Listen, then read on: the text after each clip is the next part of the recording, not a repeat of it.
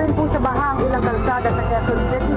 Naramdaman na nga sa Sarangani General Santos at ilang karatig sa probinsya ang magnitude 6.8 In a single moment, everything can change.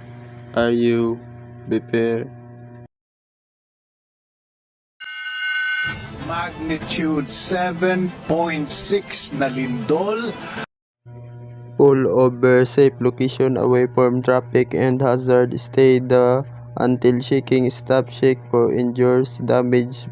Be prepared to aftershock. If you damage building, evacuate as soon.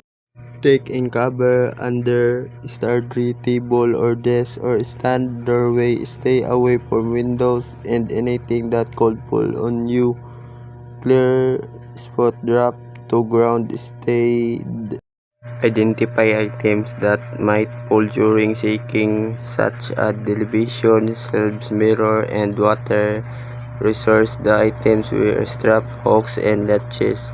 Have backup battery or wire to charge your cell phone and battery radio to inform safe. Include food, water, designed go 3 days supplies and stay at home kit 2 weeks of supplies.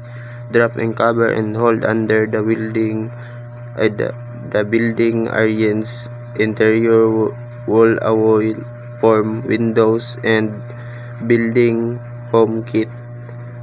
Inspect the outside of your home for damage before entering.